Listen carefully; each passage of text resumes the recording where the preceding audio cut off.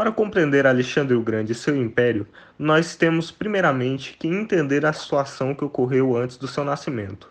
Século V, Grécia, Atenas e Esparta, as duas principais cidades-estado gregas, unem forças para impedir que o Império Persa, que estava invadindo a região, domine tudo.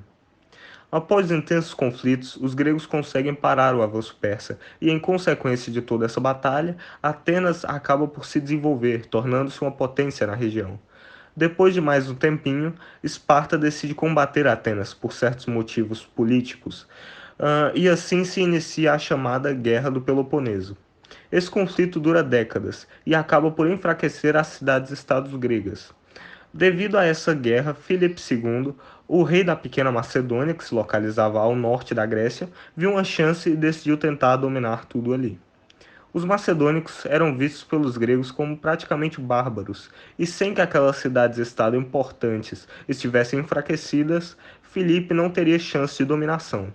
Felizmente para ele, a dominação funcionou, e assim se inicia o Império Macedônico, composto da maioria dos povos que viviam na Península Balcânica.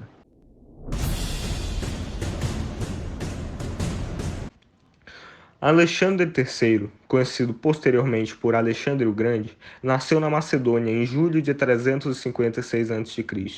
Durante seu crescimento, ele teve como professor o famoso filósofo Aristóteles, e isso, junto de vários outros fatores, fizeram dele um homem esperto e digno de governar um império tão grande quanto a Macedônia. Logo após o aniversário de 20 anos de Alexandre, o seu pai, Filipe II, o imperador da Macedônia, foi assassinado. Alexandre, sendo apto para o trono, rapidamente conseguiu alcançá-lo, tendo de matar vários rivais e impedir revoltas para fazê-lo. Filipe II, antes de falecer, tinha planos de invadir o poderoso Império Persa. Alexandre, após virar o imperador macedônico, decidiu seguir com isso e iniciar uma campanha militar tremenda, visando dominar os persas e diversos outros povos no caminho. Então, o período expansionista do Império Macedônico se inicia com Alexandre no poder.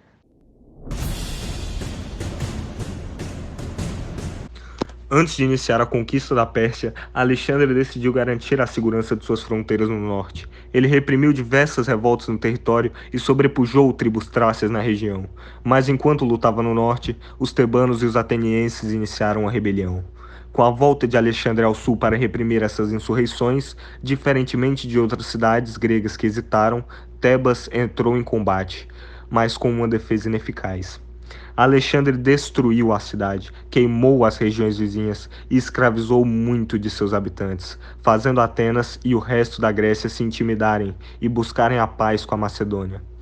Tendo assim assegurado a manutenção do território, ele retomou com os planos de conquista do Império Persa. Alexandre cruzou o Helesponto com seus exércitos e o primeiro grande confronto contra os persas ocorreu na Batalha do Granico, em 8 de abril de 334 a.C.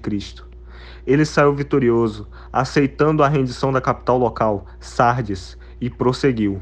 Cercou e conquistou então Mileto e Halicarnasso, e daí partiu para as montanhas da Lícia e as planícies de Panfilha, assumindo o controle das cidades costeiras da Ásia Menor e impedindo que os persas as usassem como base para a marinha. Então prosseguiu para o interior do território. No ano seguinte, foi de Taro até Sicília, e de lá iniciou a marcha sobre a Síria.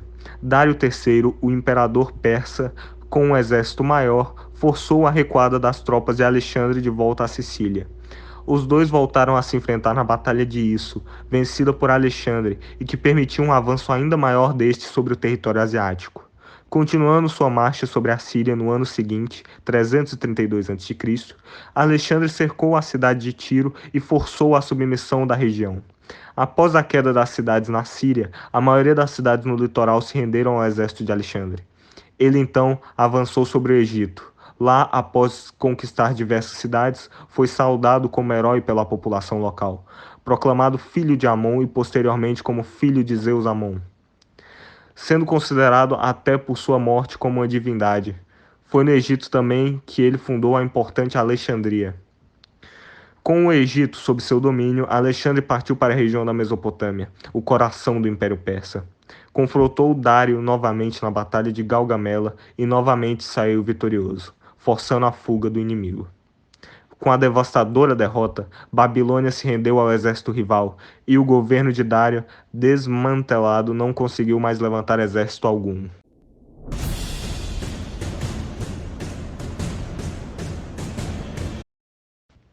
Após a conquista da Pérsia, Alexandre focou no subcontinente indiano. No inverno entre 327 e 326 a.C., ele liderou várias campanhas contra tribos da região. Após diversas conquistas, ele cruzou o rio Indo e travou a Batalha de Hidaspes contra o rei Poro, governador da região de Panjab. Impressionado por sua coragem, Alexandre fez dele seu aliado e satrapa do território.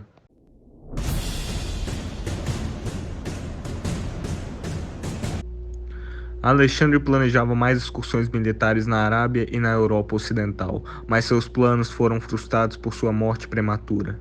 Em 10 ou 11 de junho de 323 a.C., morreu aos 32 anos na Babilônia o imperador macedônico que formou um dos maiores impérios já existentes.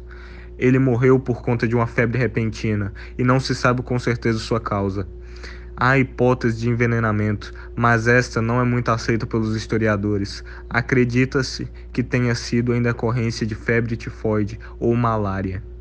Após sua morte, já que Alexandre não possuía herdeiro estabelecido, já que sua esposa, Roxana, ainda estava grávida de seu primeiro filho, houve uma crise sucessória que desencadeou na fragmentação do Império Macedônico.